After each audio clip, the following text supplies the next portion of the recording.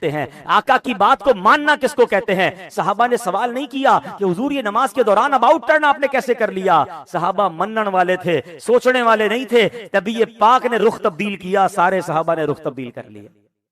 دوران نماز قبلہ تبدیل ہوتا ہے، کہتے ہیں حضور اختیار نہیں رکھتے.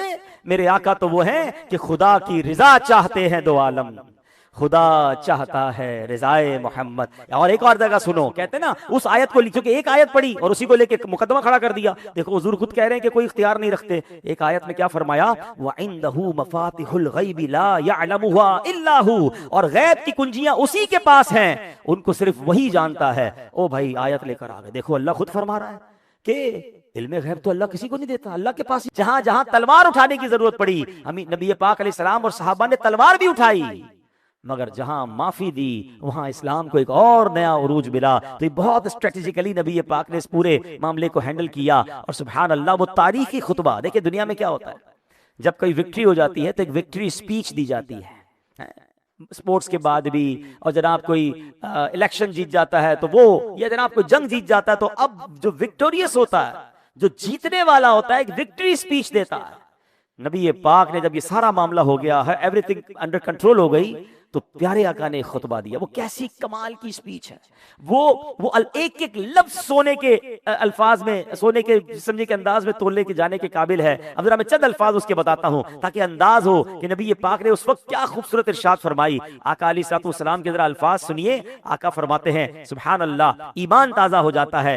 فرماتے ایک خدا کے سوا کوئی معبود نہیں، اس کا کوئی شریک نہیں، اس نے اپنا وعدہ سچ کر دکھایا. اس نے اپنے بندے، یعنی نبی پاک علیہ الصلوۃ اپنے بارے میں فرما رہے ہیں کہ اپنے بندے محمد صلی اللہ علیہ وسلم کی مدد کی اور کفار کے تمام لشکروں کو تنہا شکست دے دی. تمام فخر کی باتیں، تمام پرانے خونوں کا بدلہ، تمام پرانے خون بہا اور جاہلیت کی رسمیں سب میرے پیروں کے نیچے ہیں. صرف کعبے کی تولیت اور حجاج کو پانی پلانا، یہ دو اعزاز اس سے مستثنا ہیں. یعنی پچھلے تمام رولز اینڈ ریگولیشن، پچھلی تمام غلط باتیں سب آج کے بعد ختم ہیں. کوئی جاہلیت کی رسمیں نہیں چلیں گی. تمام غلط کام آج سے ختم کر دیے نبی پاک نے. یعنی پچھلے تمام رولز کو نبی پاک نے ختم فرمایا. پھر فرمایا اے قوم قریش، اب جاہلیت کا غرور اور خاندانوں کا افتخار خدا نے مٹا دیا. تمام لوگ حضرت آدم کی نسل سے ہیں اور حضرت آدم علیہ السلام مٹی سے بنائے ہوئے ہیں. مساوات کا درس دیا، ایکوالٹی کا درس دیا. ادھر خاندان کی وجہ سے لڑائی ہوتی تھی، قوموں کی وجہ سے سپیریئر سمجھا جاتا تھا، مالدار کو جناب عروج دیا جاتا تھا. آقا فرماتے سب ختم، ہم سب آدم کی اولاد ہیں. حضرت آدم مٹی سے بنائے گئے. اس کے بعد نبی پاک نے قرآن کی وہ آیت تلاوت کی جس کا ترجمہ ہے اے لوگوں، ہم نے تم کو ایک مرد اور ایک عورت سے پیدا کیا اور تمہارے لیے قبیلے اور خاندان بنا دیے تاکہ تم آپس میں ایک دوسرے کی پہچان رکھو. لیکن خدا کے نزدیک سب سے زیادہ شریف وہ ہے جو سب سے زیادہ پرہیزگار ہے. یقیناً اللہ تعالیٰ بڑا جاننے والا اور خبر رکھنے والا ہے. پھر اسی میں نبی پاک نے شراب کی حرمت بھی اعلان فرما دی کہ بے شک اللہ نے شراب کی خرید و فروخت کو حرام فرما دیا. تو اے میرے پیارے اسلامی بھائیوں، یہ میں نے بہت مختصر فتح مکہ کا آپ کو پورا نقشہ کھینچا. But what is the lesson from فتح مکہ؟ ہم نے کیا سیکھنا ہے کہ ہمیں اگر ہمارا کوئی دشمن ہے، ہمارے ساتھ کوئی زیادتی کر رہا ہے، ہمیں اس کو معاف کرنا ہے، ہمیں درگزر کرنا ہے. اور اللہ کو معافی بڑی پسند ہے. ہم سب چاہتے ہیں اللہ ہمیں معاف کر دے. اچھا لیلۃ القدر کی اگر بات کریں تو بی بی عائشہ صدیقہ رضی اللہ تعالیٰ عنہا نے نبی پاک سے سوال کیا تھا کہ یا رسول اللہ میں لیلۃ القدر کو پالوں تو کیا پڑھوں؟ تو میرے آقا نے وہ دعا عطا فرمائی تھی، اللہم انک عفو تحب العفو فاعف عنی. ایسا ہی ہے نا؟ یاد ہے نا دعا؟ اس دعا کا مطلب کیا ہے؟ اللہم انک عفو، اے اللہ تو معاف کرنے والا ہے، تحب العفو معافی کو پسند کرتا ہے، فاعف عنی اللہ مجھے بھی معاف کر دے. تو اب ہم غور کریں کہ ہم اللہ سے شب قدر کو یہ مانگ رہے ہیں، اللہ تو معاف کرنے والا، معافی کو پسند کرتا ہے، مجھے بھی معاف کر دے. تو ہم اللہ کے بندوں کو معاف کر رہے ہیں. اگر آپ چاہتے ہیں کہ رب ہمیں معاف کرے تو ہم اللہ کے بندوں کو معاف کریں. اور یہ راتیں تو ویسی نیت کرنے کی ہیں، اور کیا خوبصورت فضیلتیں ہیں معاف کرنے کے حوالے سے. پیارے آقا علیہ الصلوۃ والسلام کا فرمان سنیے. حضرت ابو ہریرہ راوی ہیں، فرماتے ہیں کہ 3 باتیں جس میں ہوں گی اللہ پاک اس کا حساب بہت آسان طریقے سے لے گا اور اپنی رحمت سے اس کو جنت میں داخل کر دے گا. یہ 2 انعام بڑے انعام ہیں نا، چھوٹے تو نہیں ہیں. حساب بھی آسانی سے ہوگا اور جنت میں داخلہ مل جائے گا. اور 3 کام کرنے ہیں، 3 عادتیں اپنانی ہیں. وہ 3 عادتیں کیا ہیں؟ فرمایا جو تمہیں محروم کرے تم اسے عطا کرو، جو تم سے قطع تعلق کرے تم اس سے بلاب کرو، جو توڑے اس سے جوڑو، اور جو تم پر ظلم کرے تم اسے معاف کر دو. یہ 3 کام کرنے. ہم کہتے نہیں میں تو بدلہ لوں گا، میں تو چھوڑوں گا نہیں، میں تو انتظار میں بیٹھا ہوں. دل سے بدلے کی آگ نکالیے. میرے آقا نے جانی دشمنوں کو معاف کیا. اور آج 21ویں شب ہم غور کریں کہ اگر اپنے رشتہ داروں میں، اپنے دوستوں میں، اپنے کزنز میں، اپنی فیملی میں کچھ لوگوں سے لڑائی رکھ کے بیٹھے ہیں، ناراضگی رکھ کے بیٹھے ہیں، ہم ان کے یہاں نہیں جائیں گے، ہم ان کو فون نہیں کریں گے، عید میں بھی نہیں جائیں گے، تو خدا کے واسطے معاف کر دیں، جھک جائیے. ہماری میمنی میں ایک بڑا پیارا جملہ ہے، جو نمیوں وہ اللہ کے گمیوں. جو جھک جاتا ہے نا وہ اللہ کو پسند آ جاتا ہے. آپ جھک جائیں، کوئی بات نہیں. اگر اس نے آپ کے ساتھ زیادتی کی آپ معاف کر دیں. اچھا یہ ایک اور بڑا فنومنا ہے. نارملی لوگ پتہ ہے کس کو معاف کرتے ہیں؟ جس کا کچھ بگاڑ نہیں سکتے. 4 گارڈ ہیں، ویگو گاڑی ہے نا، موٹر سائیکل والا، میں اس کو کیا بگاڑوں گا، چلو بھائی معاف کیا. یہ کمال نہیں ہے. کمال یہ ہے کہ آپ بدلہ لے سکتے ہیں. وہ بندہ کمزور ہے، نبی پاک کے سامنے سارے کھڑے تھے نا، ان کے پاس تو سارا کنٹرول تھا، جو بدلہ لینا چاہتے لے لیتے. مگر کنٹرول ہوتے ہوئے معاف کرنا یہ کمال ہے. شوہر بیوی کو معاف کرے، سیٹھ ملازم کو معاف کرے، جناب طاقتور کمزور کو اگر معاف کر دے تو اس کا اجر ہی اور ہے، اس کی جزا ہی اور ہے. سبحان اللہ. اب سنیے اس کی جزا کیا ہے، آپ سنیں گے ایمان تازہ ہو جائے گا. ابو داؤد شریف کی حدیث میں ہے، جس نے غصے کو ضبط کر لیا حالانکہ اسے نافذ کرنے پر قادر تھا، تو اللہ عز و جل بروز قیامت اس کو تمام مخلوق کے سامنے بلائے گا اور اختیار دے گا کہ جس حور کو چاہے لے لے، جس حور سے چاہے نکاح کر لے. یعنی سبحان اللہ، جو غصے پر قابو رکھتا ہے اور قدرت کے باوجود معاف کرتا ہے وہ جنت کا حقدار ہو جاتا ہے. ایک صحابی رسول نے بڑا پیارا سوال کیا. میں ایک short and sweet question and beautiful short answer. سوال کیا، حضور کو ایسا عمل بتا دیں کہ میں جنت میں داخل ہو جاؤں. کیسا پیارا سوال ہے. ہر کوئی چاہے گا نا کہ اس کا جواب مل جائے. 1 لائنر جواب دیا نبی پاک نے، لا تغضب ولک الجنہ، غصہ نہ کرو تمہارے لیے جنت ہے. اب جنت چاہیے تو چلیں، آ جائیں معافی کی طرف، نرمی کی طرف، درگزر کی طرف، اگنور کی طرف. اور اگر نہیں بدلے لینے ہیں، ٹٹ فور ٹٹ، جیسے کو تیسا. میں تو اینٹ کا جواب پتھر سے دیتا ہوں بھائی. شریف کے ساتھ شریف ہے، بدماش کے ساتھ بدماش ہے. پتہ نہیں یہ جملہ کہاں سے لوگوں نے سیکھ لیا ہے. پتہ نہیں کون سے بٹن لگا ہوا ہے آپ کے اندر کہ جیسے ہی کوئی بدماش آدمی سامنے آتا ہے آپ بھی بدماش ہو جاتے ہیں. بھائی شریف آدمی تو شریف کے سامنے بھی شریف ہوتا ہے، بدماش کے سامنے بھی شریف ہوتا ہے. وہ شریف بدماش کیوں بن جاتا ہے؟ تو آج یہ نیت کرنی ہے فتح مکہ کا یہ واقعہ سننے کے بعد کہ انشاءاللہ ہم نے معاف کرنا ہے. فرشتے نہیں رہتے، مسٹیکس ہوں گی، ہمارے گھر والوں سے بھی ہوں گی، ہمارے ملازمین سے بھی ہوں گی، ہمارے پڑوسیوں سے بھی ہوں گی، ہمارے نمازیوں سے بھی ہوں گی. معاف کریں، درگزر کریں. ان کے لیے آخری حدیث، پھر تھرڈ ٹاپک پہ آ جاتا ہوں، اور وہ بڑی کمال کی حدیث ہے، ادھر جا کے لگتی ہے.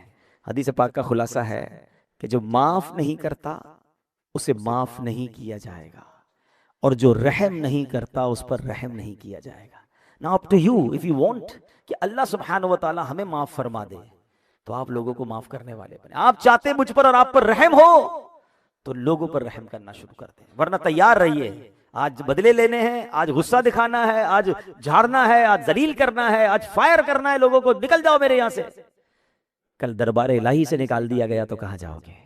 نرم ہو جائیں، مٹا دے اپنی ہستی کو اگر کچھ مرتبہ چاہے. مٹا دے اپنی ہستی کو اگر کچھ مرتبہ چاہے، کہ دانا خاک میں مل کر گلے گلزار ہوتا. اللہ کو بڑا پسند ہے تعجزی والا بندہ. اللہ مجھے بھی بنا دے اور آپ کو بھی بنا دے. سبحان اللہ. بات کرتے ہیں اس ہستی کی، ہائے ہائے، ان کا تو نام لو تو انرجی آ جاتی ہے. اللہ نے ایسی عظیم ہستی ہمیں عطا فرمائی ہے کہ مولا علی شیر خدا کا نام لینا تو بندے کے اندر انرجی آ جاتی ہے. جب نام کا یہ عالم ہے تو ذات کا عالم کیا ہوگا. کیسے کیسے فضائل ہیں مولا علی شیر خدا کے. سبحان اللہ. حدیث پاک میں آیا، النظر الی وجہ علی عبادت، علی کے چہرے کو دیکھنا عبادت ہے. ایک بار حضرت ابوبکر صدیق رضی اللہ تعالیٰ عنہ مولا علی کو ٹکٹکی باندھ کر دیکھ رہے تھے. بالکل جب دیکھتے تھے تو بالکل ٹکٹکی باندھ کے دیکھتے. کسی نے کہا حضور آپ ایسے دیکھتے ہیں مولا علی کو؟ حضرت ابوبکر صدیق. تو آپ نے فرمایا بے شک میں نے نبی پاک کو فرماتے سنا ہے کہ بے شک علی کے چہرے کو دیکھنا عبادت ہے. تو میں علی کے چہرے کو دیکھتا ہوں. اللہ نے ایسی شان مولا علی شیر خدا کرم اللہ تعالی وجل کریم کو عطا فرمائی. خود مولا علی فرماتے ہیں مجھے اس ذات کی قسم جو دانے کو پھاڑتی ہے، یعنی دانے سے درخت نکالتی ہے، اس ذات کی قسم جس نے روح کو پیدا کیا. بے شک نبی امی رسول ہاشمی صلی اللہ علیہ وسلم کا مجھ سے وعدہ ہے، اللہ یحبنی الا مؤمن ولا یبغضنی الا منافق. یعنی مجھ سے محبت نہیں رکھے گا مگر مومن، اور مجھ سے بغض یعنی دشمنی نہیں رکھے گا مگر منافق. تو ایمان والا حضرت علی سے محبت کرے گا، مومن ہوگا تو وہ مولا علی کا چاہنے والا ہوگا، بغض اس کے دل میں ہوگا جو منافق ہوگا۔ یہ بات یاد رکھیے کہ محبت علی یہ ہمارے ایمان کا تقاضا ہے۔ اور سبحان اللہ، ابھی ہم نے حجۃ الوداع کی بات کی نا، حجۃ الوداع کے بعد ایک اور کمال کا واقعہ ہوا، اسلامی تاریخ کا ایک اور شاندار واقعہ ہوا۔ اب ذرا سنیے گا، نبی پاک علیہ الصلوۃ والسلام حج کر واپس آ رہے تھے، اور اب کیا ہوا کہ نبی پاک علیہ الصلوۃ والسلام، ایک جگہ ہے جس کو غدیر خم کہا جاتا ہے، راستے میں ایک جگہ ہے جس کو غدیر خم کہا جاتا ہے۔ حضرت برہ بن عازب رضی اللہ تعالیٰ فرماتے ہیں کہ غدیر خم کے مقام پر پیارے آقا علیہ الصلوۃ والسلام نے قیام فرمایا، ایک درخت کے سائے میں آپ کے لیے جگہ صاف کر دی گئی۔ یہاں نبی پاک علیہ الصلوۃ والسلام نے نماز ظہر ادا کی۔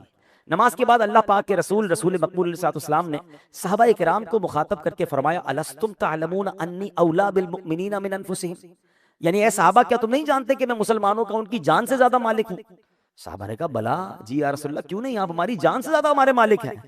نبی پاک نے فرمایا الستم تعلمون انی اولی بکل مؤمن من نفسی، کیا تم نہیں جانتے کہ میں ہر مسلمان کا اس کی جان سے زیادہ مالک ہوں؟ صحابہ نے کہا جی حضور بالکل، آپ ہماری جان سے زیادہ مالک ہیں۔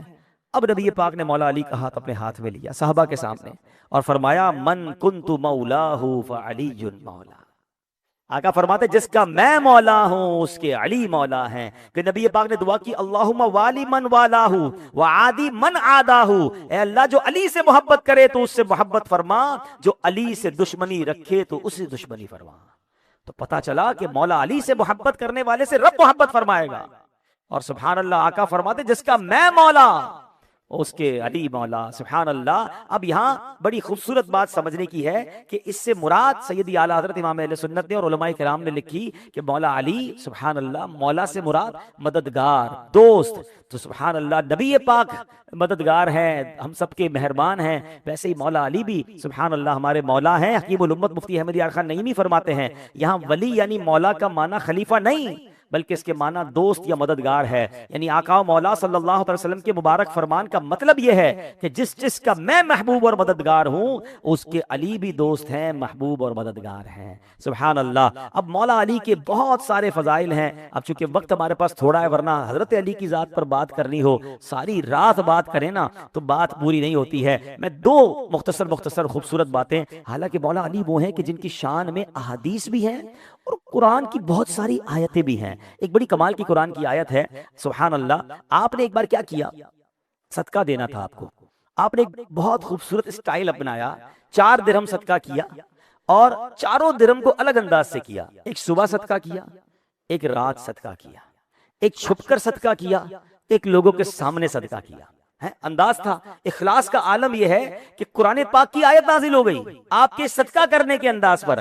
اللہ قرآن میں فرماتا ہے الذین ينفقون اموالهم باللیل والنہار سرا وعلانیۃ فلہم اجرہم عند ربہم ولا خوف علیہم ولا ہم یحزنون۔ آسان ترجمہ قرآن کنز العرفان، وہ لوگ جو رات میں اور دن میں پوشیدہ اور اعلانیہ اپنے مال خیرات کرتے ہیں، ان کے لیے ان کا اجر ان کے رب کے پاس ہے، ان پر نہ کوئی خوف ہوگا اور نہ وہ غمگین ہوں گے۔ اللہ اکبر، یہ کیسا صدقہ تھا کہ ان کے اس انداز کو رب نے قرآن میں بیان کر دیا۔ 4 درہم صدقہ کیا ہے، مگر صبح قیامت تک جب تک تلاوت ہوتی رہے گی، امام تراویح میں قرآن سناتے رہیں گے، دنیا بھر میں مسلمان تلاوت کرتے رہیں گے، میرے مولا علی کے صدقے کا چرچا ہوتا رہے گا۔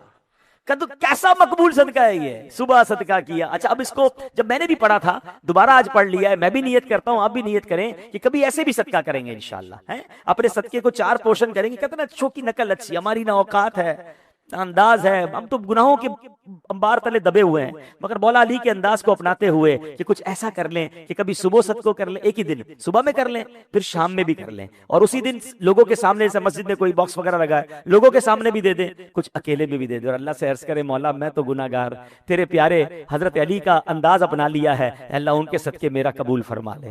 تو کیا معلوم قبول ہو جائے۔ اور صدقہ دینا جو ہے نا پیارے اسلامی بھائیوں، یہ بہت بڑی نیکی ہے۔ سبحان اللہ۔ صحابی رسول حضرت ابو ہریرہ رضی اللہ تعالیٰ سے روایت ہے کہ نبی پاک علیہ الصلوۃ والسلام فرماتے ہیں، اور یہ بخاری کی حدیث ہے، اس حدیث کو بیان کرنے سے پہلے کوسچن کریٹ کرتا ہوں۔ نارملی دنیا میں ہمیں کوئی جب نیک آدمی نظر آتا ہے جس کو ہم نیک سمجھ رہے ہوتے ہیں، عالم دین ہوتے ہیں، مفتی صاحب ہوتے ہیں، اللہ والے ہوتے ہیں، ہم ان کو ڈھونڈ کے کہتے ہیں ہمارے لیے دعا کرنا، اور وہ ہمارے لیے دعا کرتے تو ہمیں اچھا لگتا ہے۔ مگر آج میں بخاری شریف کی وہ حدیث سنانے جا رہا ہوں کہ وہ کام اگر آپ کر لیں تو روزانہ آپ کے لیے فرشتہ دعا کرے گا. ساڈا کم تو آسان ہو گیا نا کہ صبح صبح فرشتہ ہمارے لیے دعا، فرشتے دعا کریں گے. جی اب سنیے بخاری کی حدیث، پیارے آقا علیہ الصلوۃ والسلام فرماتے ہیں ایسا کوئی دن نہیں ہے جس میں بندے سویرا کریں اور 2 فرشتے نہ اتریں، جن میں سے ایک کہتا ہے الہی سخی کو زیادہ اچھا عوض دے، اور دوسرا کہتا ہے الہی کنجوس کو برباد کر دے. کنجوس کے لیے روز فرشتہ بربادی کی دعا کر رہا ہے، اور سخی کے مبارک ہو کہ وہ بے شک گھر میں سویا ہے، روز صبح فرشتہ اس کے لیے آبادی کی، اس کی برکت کی، اس کی خیر کی دعا کر رہا ہے. اللہ مجھے اور آپ کو سبحان اللہ سخاوت والے گروہ میں شامل فرما دے. اللہ کی راہ میں خرچ کیا کریں اور اس پہ گھبرایا نہ کریں، دل کھول کر کیا کریں. خرچ بھی کر رہے ہوتے گھبرا بھی رہے ہوتے یار اتنے نکل گئے اتنے نکل گئے. کوئی ایک بندہ مجھے بتائیں کہ بندہ کہیں باہر سے آئے اور کہے یار موڈ بہت آف ہے. کیوں آف ہے؟ یار وہ جیب میں 50,000 تھے اپنے اکاؤنٹ میں ڈلوا کے آ گیا. تو آپ کہیں گے کیوں بھائی آپ کے اکاؤنٹ میں جمع ہوئے، گھبرانا کیا، جیب سے نکل کر اکاؤنٹ میں ہی گئے نا. صدقہ یہی تو ہے، ہمارے ہاتھ سے ضرور نکلا ہے، وہ ہمارے آخرت کے اکاؤنٹ میں ہی جمع ہوا ہے. اور صرف آخرت کے اکاؤنٹ میں نہیں، وہ دنیا میں بھی ملٹی پلائی ہو کر ملنے والا ہے. اور تھوڑا بہت بھی نکالا کریں. سنیے حضرت یزید بن ابو حبیب رحمۃ اللہ تعالی سے مروی ہے کہ حضرت مرثد اہل مصر میں وہ پہلے شخص تھے جو شام کے وقت مسجد میں جایا کرتے تھے. راوی فرماتے کہ میں جب بھی مسجد جاتے دیکھتا نا تو آپ کے ہاتھ میں صدقے کے لیے پیسے ہوتے، روٹی کچھ نہ کچھ ہوتا. ایک مرتبہ دیکھا کہ ہاتھ میں پیاز لے کر جا رہے ہیں، تو میں نے عرض کی اے ابو الخیر یہ پیاز تو آپ کے کپڑوں کو بدبودار کر دے گی.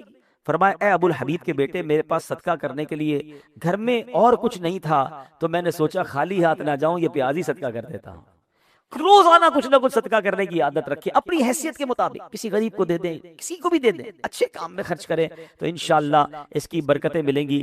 اب ایک بات، ایک واقعہ حضرت مولا علی کی زندگی میں، اور یہ بڑا عجیب و غریب معاملہ ہوا تھا مگر اس میں ہمارے لیے میسج بہت ہے، اس لیے میں نے اس واقعے کو چوز کیا. ایک بدمذہب فرقہ ہے، اس کو خارجی کہا جاتا ہے. یہ مسلمانوں کے چوتھے خلیفہ حضرت مولا علی کرم اللہ تعالی وجہ الکریم کے دور میں یہ لوگ تھے.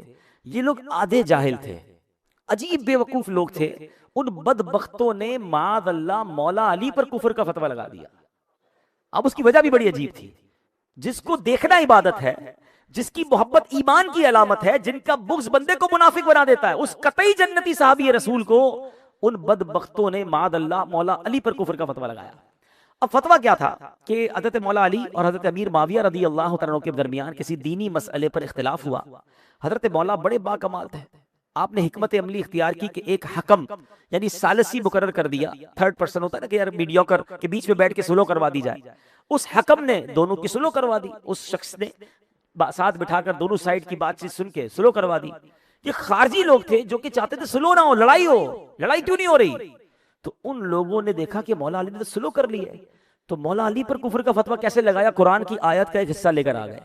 کہتے ہیں ان الحکم الا للہ، کہ حکم تو صرف اللہ کا ہے. یہ آپ نے کسی انسان کو حکم کیسے بنا دیا؟ آپ نے کسی انسان کو بیچ میں بٹھا کے کیسے فیصلہ کروا لیا؟ فیصلہ کرنے والی ذات تو رب کی ہے. آیت لے کر آئے اور اس آیت کی بنا پر اس شخصیت پر فتویٰ لگا رہے ہیں جس کے بارے میں نبی پاک فرماتے ہیں کہ میں علم کا شہر ہوں اور علی اس کا دروازہ ہے. ان سے زیادہ قرآن کون سمجھتا ہے؟ مگر آدھا قرآن پڑھنے والے، ایک آیت پڑھنے والے اور آدھی جہالت جو ہے نا وہ بڑی خطرناک ہوتی ہے. اللہ اکبر. مولا علی تو مولا علی ہیں. جب آپ نے سنا کہ اس طرح کی باتیں ہو رہی ہیں تو آپ نے لڑائی نہیں کی. آپ نے اس کو کس طرح ہینڈل کیا کہ قرآن کریم کے حالانکہ مولا علی خود بھی ماہر ہیں، لیکن آپ نے حضرت عبداللہ ابن عباس رضی اللہ تعالیٰ جن کو ترجمان القرآن کہا جاتا ہے، ان کو انہوں نے مقرر کیا کہ خارجیوں کے پاس جاؤ، انہیں سمجھاؤ.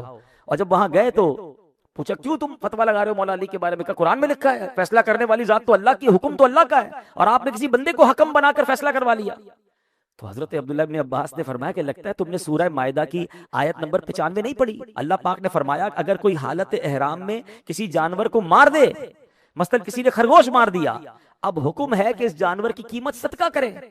پتا کیسے چلے گا کہ خرگوش کی قیمت کتنی ہے؟ تو اللہ نے قرآن میں فرمایا یحکم بہ ذوا عدل منکم، تم میں سے 2 معتبر آدمی فیصلہ کریں. اللہ اکبر. حضرت عبداللہ فرماتے ہیں ایک خرگوش کی قیمت طے کرنے کے لیے اللہ نے بتایا، قرآن نے بتایا کہ 2 معتبر آدمی مل کر فیصلہ کر کے معاملہ سارٹ آؤٹ کر لیں. یہاں تو مسلمانوں کی جانوں کا مسئلہ تھا، اگر یہاں مولا علی کے کہنے پر کسی نے بیچ میں فیصلہ کروا دیا تو پرابلم کیا ہے؟ اللہ اکبر. کچھ لوگوں نے بات مان لی، کچھ لوگوں کو سمجھ نہ آیا، پھر آپ نے ان کو سزائیں دی. مگر مگر یہاں اس واقعے سے جو ایکچولی میسج میں کنوے کرنا چاہتا ہوں، یہ آج کا سب سے بڑا پرابلم ہے۔ سوشل میڈیا کا دور ہے، کچھ لوگ جناب آدھے جاہل ہیں، آدھی نالج ہے، تھوڑی سی جناب قرآن پڑھا ہوا ہے، کہیں سے اٹھا کے کوئی حدیث پڑھ لی ہے اور اس پر پورا مقدمہ کھڑا کر دیا اور مسلمانوں پر فتوے لگائی جا رہے ہیں، اور لوگ بھی کہتے ہیں ہاں یار قرآن پڑھ رہا تھا، وہ تو قرآن بتا رہا تھا۔ یاد رکھیے قرآن پورا پڑھنا ہے۔ قرآن کو کچھ آیتیں منسوخ ہو گئیں، بعد میں آیتیں آئی ہیں، پہلے کچھ احکام تھے، بعد میں اس کو ختم کر دیا گیا۔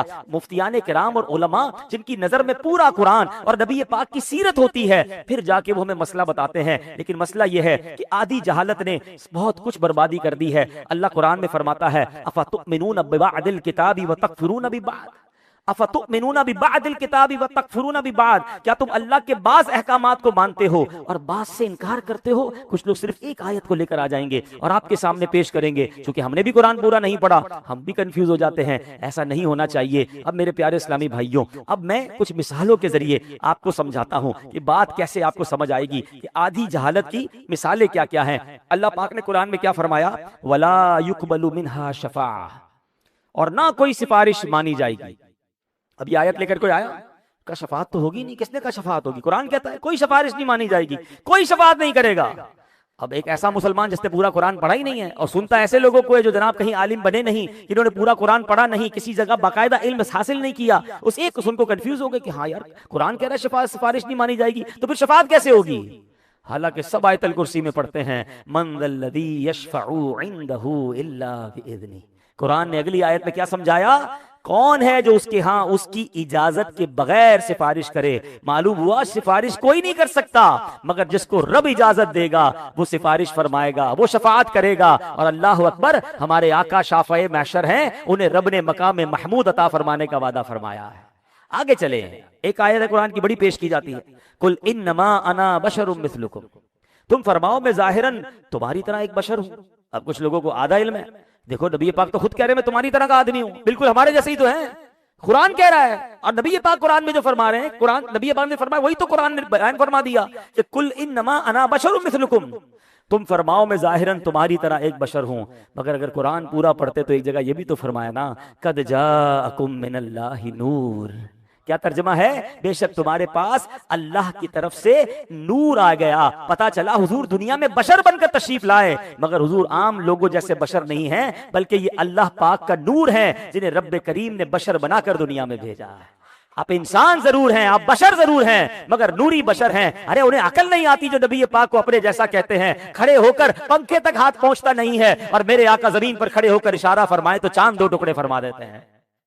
کہتے حضور ہمارے جیسے ہیں، ارے ہم تو جناب یہاں سوئی کی ٹکی پیچھے نہیں کر سکتے، میرے آقا دعا فرمائے تو سورج کو واپس پلٹا دیتے ہیں۔ اللہ اکبر، اپنی آنکھ میں تنکا چلا جائے تو چیخ نکل جاتی ہے۔ میرے آقا وہ ہیں کہ حضرت قتادہ کی آنکھ باہر نکل آئے تو لعاب دہن لگائیں، آنکھ واپس لگائیں۔ حضرت قتادہ کہتے جب سے آنکھ لگائی ہے پچھلی آنکھ سے زیادہ اچھی یہ آنکھ دیکھنے لگ گئی ہے، اور کہتے ہیں حضور ہمارے جیسے بشر ہیں، آدھا قرآن پڑھ کے ایک آیت لے کر۔ یہ وہ جہالت ہے جو اس زمانے میں مولا علی کے ساتھ زیادتی کرنے کی کوشش کی گئی تھی، مگر آج ہمارے نوجوان پرابلم یہ ہم خود علم حاصل نہیں کرتے اور ان جاہلوں سے سیکھ کر ہم کنفیوز ہو رہے ہوتے ہیں۔ آگے سنیے، ایک جگہ اللہ قرآن میں فرماتا ہے لا املک لنفسی نفعا ولا ضرا، میں اپنی جان کے نفع اور نقصان کا خود مالک نہیں۔ نبی پاک نے فرمایا کہ میں اپنی جان اور کے نفع اور نقصان کا مالک نہیں ہے۔ آیت پڑھی تو ذہن بنا لیا حضور تو کوئی اختیار رکھتے ہی نہیں ہے، دیکھو قرآن میں آیا وہ خود کہہ رہے ہیں میرے پاس کوئی اختیار نہیں ہے۔ آدھا قرآن ایک آیت پورا پڑھو نا۔ آگے کیا فرمایا؟ اللہ اکبر، 10 آیتیں چھوڑ دیں، آگے فرماتے اولی الایدی والابصار، جو قوت والے اور سمجھ رکھنے والے تھے، یعنی انبیاء کرام اختیارات بھی رکھتے تھے، طاقت بھی رکھتے تھے، سمجھ بھی ایسی رکھتے تھے کہ کوئی ایسی سمجھ نہیں رکھ سکتا، نگاہیں بھی رکھتے تھے۔ ارے میرے آقا تو وہ ہیں جن کے بارے میں قرآن کہتا ہے قد نرا تقلب وجهک فی السماء فلنولینک قبلۃ ترضاها، اے محبوب ہم تمہارے چہرے کا بار بار آسمان کی طرف اٹھنا دیکھ رہے ہیں، ہم ضرور تمہیں اس قبلے کی طرف پھیر دیں گے جس میں تمہاری خوشی ہے۔ جو لوگ کہتے ہیں حضور اختیار نہیں رکھتے، حضور چاہتے ہیں تو رب قبلہ تبدیل فرما دیتا ہے۔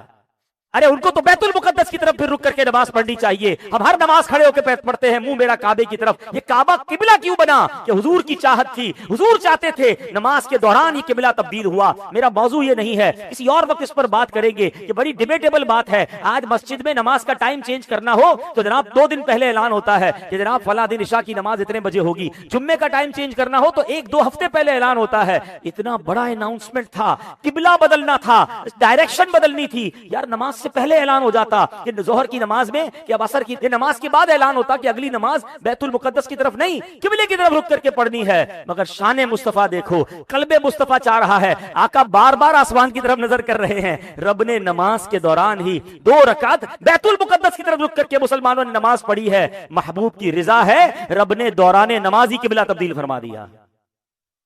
ये कैसा काम हुआ है? अच्छा, इसमें बड़ी बहस है कि इसके पीछे राज क्या है। दुनिया को बताना था इताअत किसको कहते हैं, आका की बात को मानना किसको कहते हैं। सहाबा ने सवाल नहीं किया कि हुजूर ये नमाज के दौरान अबाउट टर्न आपने कैसे कर लिया। सहाबा मनन वाले थे, सोचने वाले नहीं थे। तभी ये पाक ने रुख तब्दील किया, सारे सहाबा ने रुख तब्दील कर लिया। दौरान नमाज किबला तब्दील होता है। कहते हुजूर इख्तियार नहीं रखते।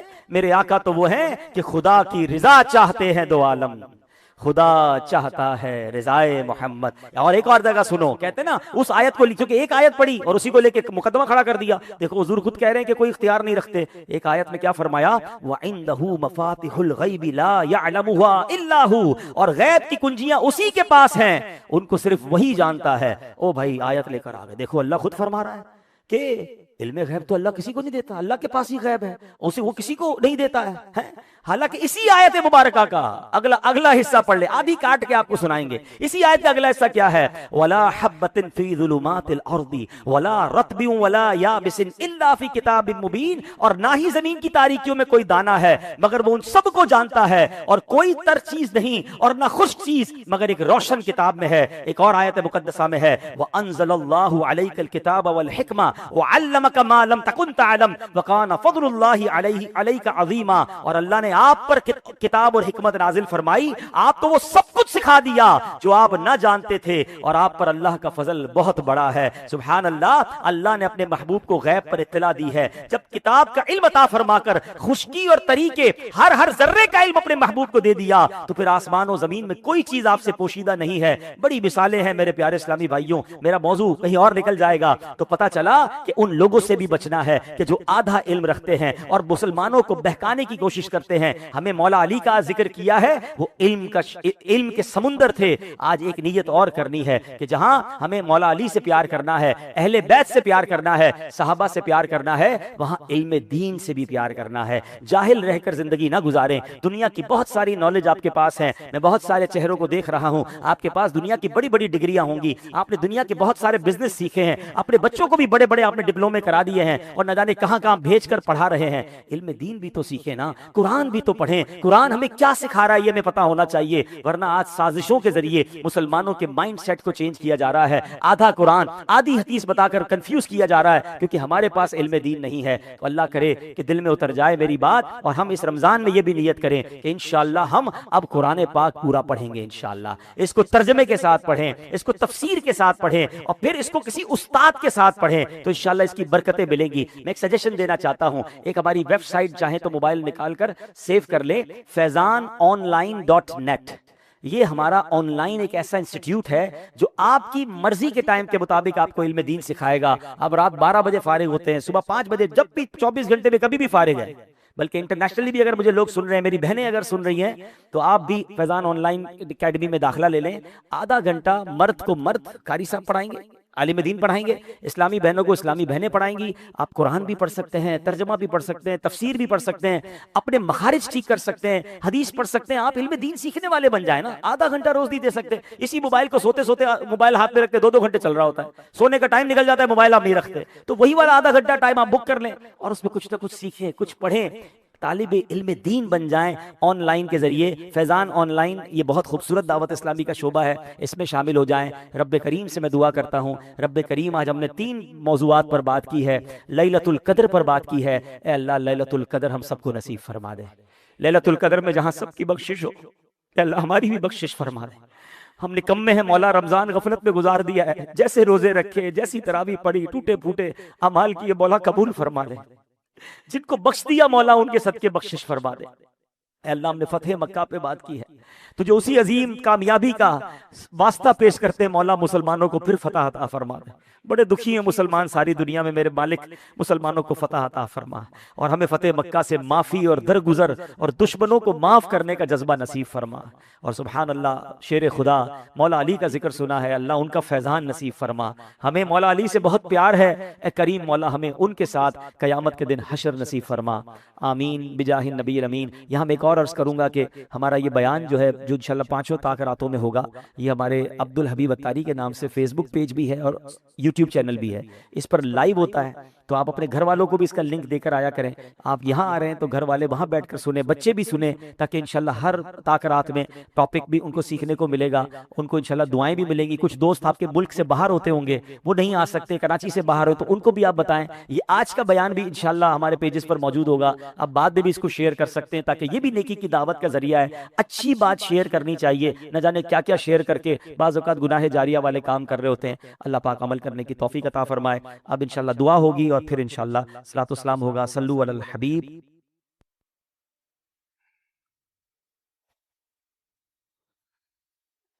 الحمدللہ رب العالمین والصلاة والسلام علی خاتم النبیین۔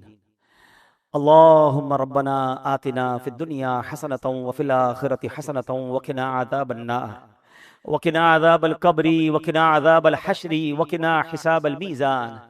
اللہم اعنی علی ذکرک وشکرک وحسن عبادتک، یا مقلب القلوب ثبت قلوبنا علی دینک، یا مصرف القلوب۔ والصلاة والسلام علی سید الانبیاء والمرسلین، یا ارحم الراحمین یا ارحم الراحمین یا ارحم الراحمین، یا ربنا یا ربنا یا ربنا یا ربنا یا ربنا۔ اللہم انک عفو کریم تحب العفو فاعف عنا یا غفور فاعف عنا یا کریم۔ اللہم انک عفو کریم تحب العفو فاعف عنا یا کریم۔ اللہم انک عفو کریم تحب العفو فاعف عنا یا کریم۔ اللہم اجرنا من النار، اللہم اجرنا من النار، اللہم اجرنا من النار۔ ربنا تقبل منا انک انت السمیع العلیم وتب علینا یا مولانا انك انت التواب الرحيم۔ اللهم ربنا آتنا في الدنيا حسنة وفي الآخرة حسنة وقنا عذاب النار۔ اللهم ربنا لا تؤاخذنا يوم القيامة، اللهم ربنا لا تؤاخذنا يوم القيامة۔ اللهم إنا نسألك الأمن يوم الخوف، اللهم إنا نسألك الأمن يوم الخوف۔ ربنا لا تؤاخذنا يوم القيامة، ربنا ولا تحملنا ما لا طاقة لنا به، واعف عنا واغفر لنا وارحمنا أنت مولانا فانصرنا على القوم الكافرين۔ اے ڈوبتوں کو بچانے والے، اے بے قصوں کی دستگیری کرنے والے، اے گناہگاروں کی بخشش فرمانے والے مولا، تیرے گناہگار بندے تیرے دربار میں ہاتھ اٹھائے حاضر ہیں، ہماری حتمی مغفرت کر دے، ہمارے صغیرہ گناہ بھی معاف کر دے، ہمارے کبیرہ گناہ بھی معاف کر دے، ہمارے چھپ کر کیے ہوئے گناہ بھی معاف فرما، ہمارے اعلانیہ گناہ بھی معاف۔ اللہ اگر تو نے ہمیں معاف نہ کیا ہم کدھر جائیں گے؟ تیرے سوا کون ہے جس کے دربار میں ہم مغفرت طلب کریں؟ اگر بڑی رات بھی تیرے گھر میں بیٹھ کر نہ بخشے گئے تو پھر کدھر جائیں گے مولا؟ ہم تیرے بندے ہیں، اے اللہ تیرے نافرمان ضرور ہے مگر تیرے باغی نہیں ہے مولا، تجھی کو اپنا رب مانتے ہیں، تیرے حبیب علیہ السلام کے امتی ہیں، ان سے محبت کرتے ہیں۔ اے رب کریم بس آج ہم پر نگاہ رحمت فرما دے۔ اگر تو نے ہم سب کو جنت میں داخل کر دیا، تیری جنت میں کوئی جگہ کم نہیں پڑے گی، تیرا کچھ نہیں جائے گا، ہمارا بیڑا پار ہو جائے گا۔ اے اللہ بس آج ہماری حتمی مغفرت فرما دے، ہم سے صدا کے لیے راضی ہو جا، جنت الفردوس ہمارا مقدر کر دے۔ اے رب کریم ہمارے ماں باپ کو بھی بخش دے، اللہم ارحمہما کما ربیانی صغیرا، اے اللہ باپ کو بخش دے۔ اے اللہ ہم میں سے جن کے والدین دنیا سے چلے گئے ان کی قبروں کو جنت کا باغ بنا دے، کروٹ کروٹ انہیں جنت کی نعمتیں عطا کر۔ اے رب کریم انہوں نے ہم پر بڑی مہربانیاں کی، اب وہ تیری رحمت کے حوالے ہیں۔ اے اللہ اپنی رحمتوں کی بارش ان پر نازل فرما۔ جن کے والدین حیات ہیں ان کو ترازی عمر بالخیر عطا فرما، ان کا سایہ ان کے بچوں پر تا دیر قائم و دائم فرما۔ اے اللہ ہمارے بھائی بہنوں کو بخش دے، ہمارے بیوی بچوں کو بخش دے، ہمارے مرحومین کو بخش دے، ہمارے رشتہ داروں کو بخش دے۔ اے اللہ ہمارے دوستوں کو بخش دے، ہم سے محبت کرنے والوں کو بخش دے۔ اے کریم نبی پاک علیہ الصلوۃ والسلام کی ساری امت کی بخشش فرما۔ اے اللہ ہمیں تو مانگنا بھی نہیں آتا، جو جو ہمارے حق میں بہتر ہے ہمیں عطا کر دے۔ اے اللہ نفس و شیطان کے واروں سے بچا لے، اپنے پسند کے بندوں میں ہمیں شامل فرما لے، اخلاص کی دولت عطا کر دے۔ اے اللہ ریاکاری نے کہیں کا نہیں چھوڑا، اول تو نیکی ہوتی نہیں، ہو جائے تو سنبھلتی نہیں۔ اے اللہ ہم بڑے ناکارہ ہو گئے، ہمارے دل و دماغ کو پاکیزہ کر دے، ہمیں اخلاص کی دولت عطا کر دے، دکھلاوے اور بناوٹ سے بچا لے، اپنے مخلص بندوں میں شامل فرما لے، سجدوں کی لذت عطا فرما، تلاوت کا ذوق عطا فرما۔ اے اللہ جو تو نے رمضان میں نیکیوں کا ذوق دیا ہے ایسا کرم کر دے کہ ہم سارا سال نمازیں پڑھنے والے بن جائیں، مسجدیں سارا سال آباد رہے۔ اے اللہ نفس و شیطان کے واروں سے محفوظ فرما، ہم سب کو فقط رزق حلال عطا فرما، رزق حرام سے ہم سب کو محفوظ فرما، ہم سب کے رزق حلال میں برکت ڈال دے۔ اے اللہ جو بے اولاد ہیں انہیں نیک اور صالح اولاد دے دے۔ اے اللہ جو اولاد والے ہیں ان کی اولادوں کو ان کے والدین کی آنکھوں کا نور بنا دے، ہمارے بچوں کو ہمارے لیے صدقہ جاریہ بنا دے، ہماری مغفرت کا ذریعہ بنا دے۔ اے اللہ جو بچوں اور بچیوں کے دکھ میں ہیں اے اللہ ان کے وہ دکھ دور کر دے، بچوں کا سکھ عطا کر دے۔ اے کریم ہاتھ اٹھے ہیں، تو نام بھی جانتا ہے سب کے، کام بھی جانتا ہے، بڑی امید سے تیرے بندے ہاتھ اٹھائے حاضر ہیں کہ رحمان کے دربار میں آئے ہیں، کریم کے دربار میں بھکاری آئے ہیں۔ اے اللہ کبھی کبھی ہمیں اپنی مشکل بہت بڑی لگتی ہے کہ یہ کیسے حل ہوگی، یہ مسئلہ کیسے سالو ہوگا۔ اے اللہ تیرا ہی قرآن میں فرمان ہے ان اللہ علی کل شیء قدیر۔ اے اللہ ہمیں اپنی قدرت کا نظارہ دکھا، ہماری مشکل آسان کر دے، ہماری پریشانی دور کر دے، ہمارے دکھوں کو خوشیوں میں بدل دے، راہیں کھول دے، مشکلیں آسان کر دے۔ کسی کا حق کسی نے دبا لیا تو خیر سے اس کا حق مل جائے۔ اے اللہ ظالموں کے ظلم سے بچا، حاسدوں کے حسد سے بچا، بد نظروں کی بد نظری سے بچا، شیطان کے شر سے بچا، جادو ٹونے آسیب سے بچا، زمینی اور آسمانی بلاؤں سے بچا، زلزلوں طوفانوں اور وائرسوں سے بچا۔ اے کریم بس اپنے پسندیدہ بندوں میں شامل کر لے۔ اللہ تیرے دربار میں التجا ہے، بڑے دن ہو گئے مکہ مدینہ دیکھے، کریم مولا جلدی مکہ دکھا دے، جلدی کعبہ دکھا دے، تیرے حبیب کا روضہ دکھا دے۔ اے اللہ اسی سال ہمیں حج کی سعادت عطا فرما، بار بار سال میں کئی بار نبی پاک کے روضے کی حاضری ہمارا مقدر فرما دے، اور جب ہمارا وقت آخر ہو ہمیں ایمان اور عافیت کے ساتھ میٹھے مدینے میں موت عطا فرما، جنت البقیع میں مدفن عطا فرما، جنت الفردوس پیارے آقا کا پڑوس نصیب فرما۔ اے اللہ ہماری دعوت اسلامی کو ترقی عطا فرما، قبلہ امیر اہل سنت، تمام علماء اور مشائخ اہل سنت اور ہمارے والدین کا سایہ ہمارے سروں پر تا دیر قائم و دائم فرما۔ اے کریم اس مسجد کو شاد و آباد فرما، جن لوگوں نے اس میں تعاون کیا اے اللہ سب کو جنت میں اعلیٰ محل عطا فرما، جو دعوت اسلامی کے ساتھ تعاون کرتے ہیں اے اللہ ان کو دنیا اور آخرت کی برکتیں عطا فرما، اور ہمیں بھی اتنی بڑی عاشقان رسول کی تحریک کا دست و بازو بننے کی توفیق عطا فرما۔ اس مسجد کے امام صاحب کو اے اللہ اور درازی عمر بالخیر عطا فرما، ان کی آواز میں علم میں اور برکتیں عطا فرما۔ اے رب کریم ہم جو مانگ سکے وہ بھی دے دے، جو نہیں مانگ سکے ہمارے حق میں بہتر ہو وہ بھی عطا فرما۔ مٹی نہ ہو برباد بس ایک مرگ الہی، جب خاک اڑے میری مدینے کی ہوا ہو، جب خاک اڑے میری مدینے کی ہوا ہو۔ ببرکت ان اللہ وملائکتہ یصلون علی النبی یا ایھا الذین آمنوا صلوا علیہ وسلموا تسلیما۔